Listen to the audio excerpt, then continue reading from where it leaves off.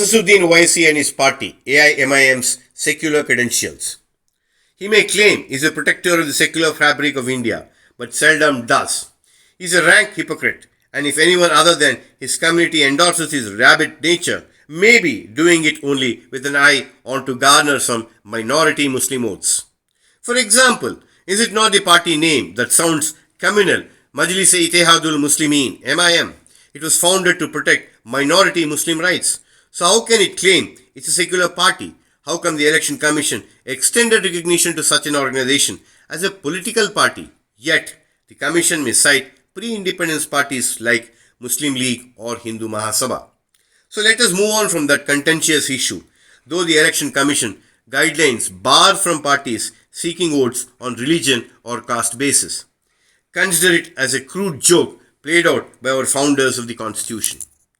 Coming to MIM and its communal politics dates back to ruthless Razakar movement, or call it Hindus genocide, soon after India's independence as well as partition era. Kazim Razvi was an Islamic politician in the princely state of Hyderabad. He was the president of the Majlis-e-Ittehadul Muslimin party from December 1946 until the state's annexation to India in 1948. He was also the founder of the Razakar militia in the state. He held the levers of power with the Nizam of Hyderabad, blocking the possibilities of his accommodation with the domination of India. And senior Owaisi inherited his legacy and has taken control of that party. Should not these historical facts defeat Asaduddin's claims of secular credentials? Added to that, how his late father, Sultan Salahuddin Owaisi, successfully exploited the so-called Nationalist Congress by bartering his community votes during election time elsewhere in the state. After his father's death, the ambitious barrister who had overseas education had successfully expanded his party's footprints in some states where Muslim population considerably high and decisive, and his party might have made couple of gains here and there. However, if overall average is taken, it clearly indicates more losses than gains. Yet got All India party tag, thanks to foolhardy yardstick being applied by the Election Commission based on percentage of votes polled, that his party has exploited the religion and exorbitant wealth, racked to riches kind, establishing medical and engineering colleges under minority quota and thousands of crores of properties amassed over the years.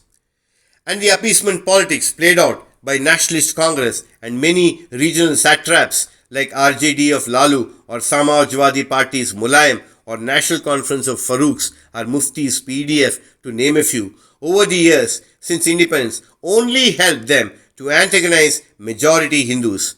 That only resulted in the rightist BJP gaining more ground in Indian politics. The rightist party has DNA of RSS. The BJP entry into Indian political arena has also enhanced the confidence majority Hindus. This was only due to the appeasement politics that hit the roof. Can anyone deny how communal frenzy the country witnessed at the time of partition, when the Congress had more so in Indian politics, or later under Congress rule for over 6 decades?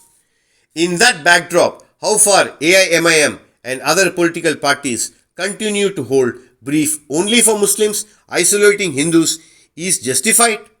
How can these parties attribute motives all the time to Modi and his BJP when the real culprits are not Hindus? Even in the case of Gyanvapi Mosque issue in Varanasi, it is the local court verdict and later the apex court. Neither BJP nor Modi has anything to do with it.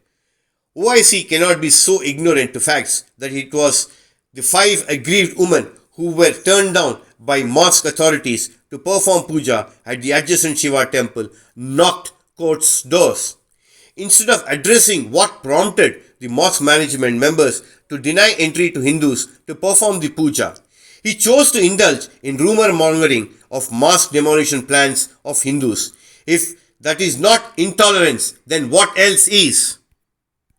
Added to that, one wonders why the minority Muslims prevented the local appointed commissioner to visit the mosque and its surroundings to take video footage and photos. Is it not legal process for the court to verify the petitioner's plea of denying them from worshipping at the temple? When the issue is so obvious, why Rabbi Asad chose to instigate his community members? Where is the need for him to shout from rooftop and try to justify quoting 1991 Parliament? Is that act only applied in case if anyone demands for change of nomenclature of the existing premises? Had he been focused on facts and ground realities, the MIM leader who talks about Ganga Jamuna Tehzeeb would not have indulged in making such comments on the issue. What prevented him to suggest amicable solution instead behaving like a divider? Is he not aware of how Hindus and Muslims coexist with their worshipping places adjacent in his own city?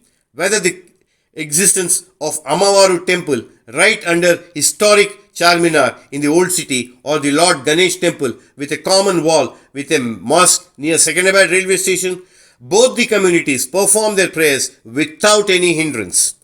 Hence, moderates in both the communities, Hindus and Muslims, should see through dirty politics being practiced by Asaduddin. In that backdrop, his charge against BJP for playing divisive politics holds no water. People understood how rabid Asaduddin is turning into a modern day Jinnah in New India. This is KR Krishna for Orange News 9 TV.